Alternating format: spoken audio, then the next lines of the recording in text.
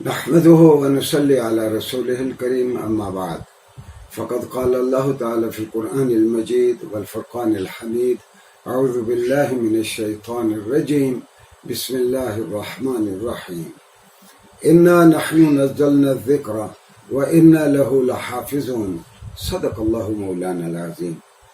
ناظرین گرامی، چند منٹ قرآن کریم کے ساتھ اس پروگرام میں ہم جائزہ لے رہے تھے پریڈکشنز آف قرآن کریم کی پیش گوئیوں کا۔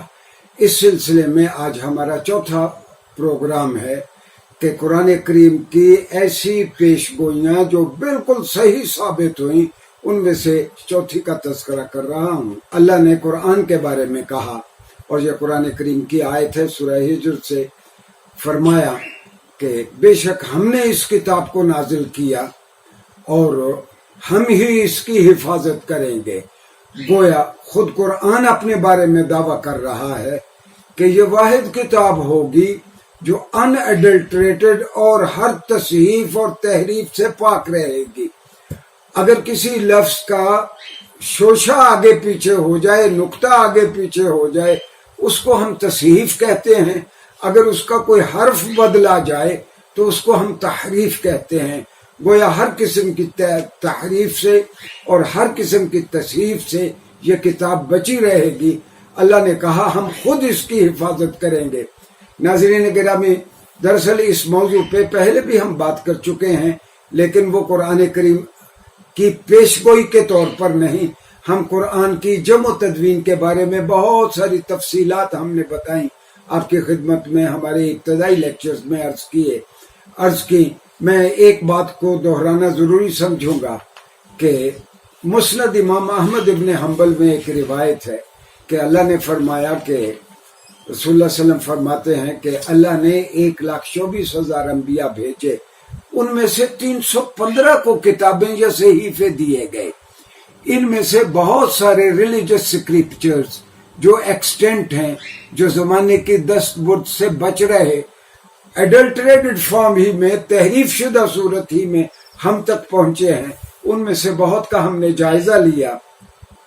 آج ہم قرآن کریم پہ بات کرتے ہیں کہ یہ واحد کتاب ہے، عین اسی طرح محفوظ ہے جس طرح رسول اللہ صلی اللہ علیہ وسلم پہ اتری تھی، اور آپ نے صحابہ کرام رضوان اللہ علیہم اجمعین کو آپ نے تعلیم فرمائی تھی۔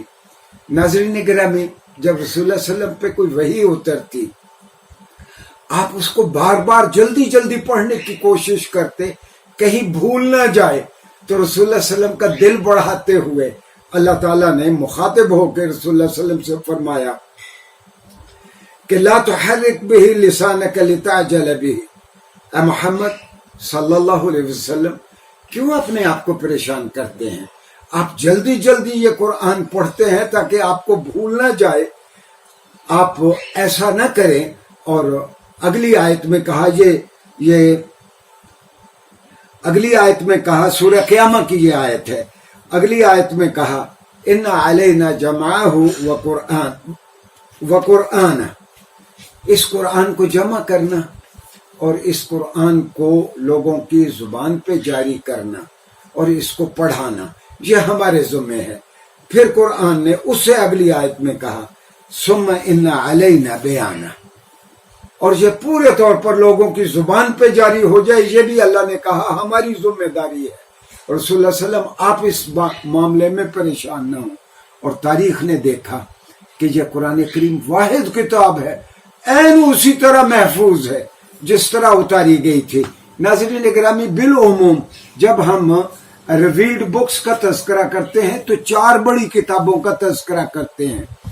ایک تو بڑی کتاب زمانی ترتیب سے توریت ہے۔ میں نے عرض کیا تھا کہ جو توریت ہم تک پہنچی ہے وہ کئی مرتبہ تحریف کا شکار ہوئی، کم و بیش 3 مرتبہ زمانے سے غائب ہوئی، پھر ایک مرتبہ حضرت عزیر علیہ السلام نے، ایک مرتبہ ایک بوڑھی عورت نے محض حافظے کی بنیاد پر اس کو ریوائیو کیا۔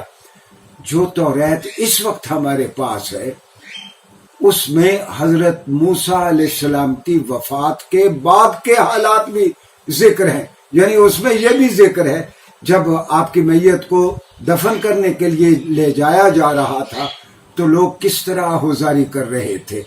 اچھا، اس کتاب میں توریت میں ایسے واقعات بھی ہیں جو حضرت موسیٰ علیہ السلام کی وفات کے کم از کم 600 سال بعد کے واقعات ہیں، وہ بھی توریت میں مذکور ہیں۔ تو اس کا مطلب یہ ہے کہ یہودیوں کو بھی دعویٰ نہیں ہے توریت آج اسی طرح محفوظ ہے جس طرح موسیٰ علیہ السلام تختیوں کی صورت میں طور سے لائے تھے۔ دوسری بڑی کتاب زبور ہے۔ زبور کا لفظی معنی ہے کتاب، اس کی جمع زبر ہے۔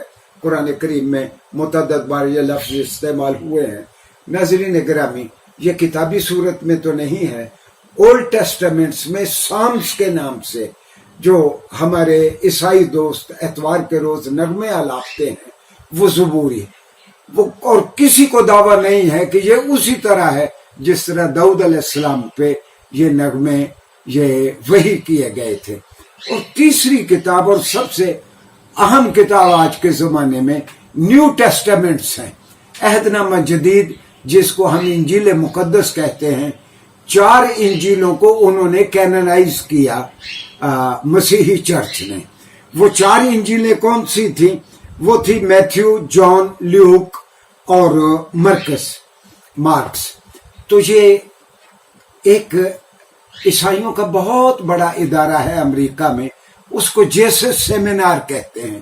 جیسس سیمینار 100 بڑے عیسائی علماء اس کے ممبر ہیں، اور انہوں نے کہا ہم جائزہ لیں گے کہ حضرت عیسیٰ کی جانب جو کچھ وحی کیا گیا کیا عین اسی طرح محفوظ ہے۔ تو انہوں نے میکمیلان پبلشر سے 1993 میں 5 گاسپلز کے نام سے ان 4 کینونائزڈ اناجیل کے ساتھ تھامس کی انجیل بھی 5 گاسپلز کے نام سے میکمیلان پبلشر نے نیو یارک سے 1993 میں یہ شائع کی، اور یہ 100 عیسائی علماء از خود انجیل مقدس کے بارے میں لکھتے ہیں کہ ان اناجیل میں حضرت عیسیٰ علیہ السلام کی جانب جو کچھ منسوب کیا گیا ہے وہ صرف 20% ایسا ہے جس کو بجا طور پر عیسیٰ علیہ السلام کی جانب منسوب کیا جا سکتا ہے، 80% کو منسوب ہی نہیں کیا جا سکتا۔ میں اس کی عبارت ایک مرتبہ آپ کے لیے ناظرین گرامی پڑھ دیتا ہوں۔ یہ اس کے کور فلیپ پہ جیسے سیمینار کے ایڈیٹر لکھتے ہیں، according to the seminar no more than 20% of the sayings attributed to Jesus were uttered by him۔ جو بیانات حضرت عیسیٰ علیہ السلام کی جانب اناجیل میں منسوب کیے گئے ہیں اس میں سے صرف 20% کو ہم۔ اچھا، یہ ہمارے عیسائی دوستوں کو بڑی تکلیف ہوئی کہ مسلمان کہتے ہیں کہ ہمارا قرآن عین اسی طرح محفوظ ہے۔ انہوں نے کیا کیا، 1933 میں میونخ یونیورسٹی میں ایک بہت بڑے پروفیسر تھے جو سامی زبانوں کے بہت بڑے ماہر تھے، پروفیسر برجسٹراسر۔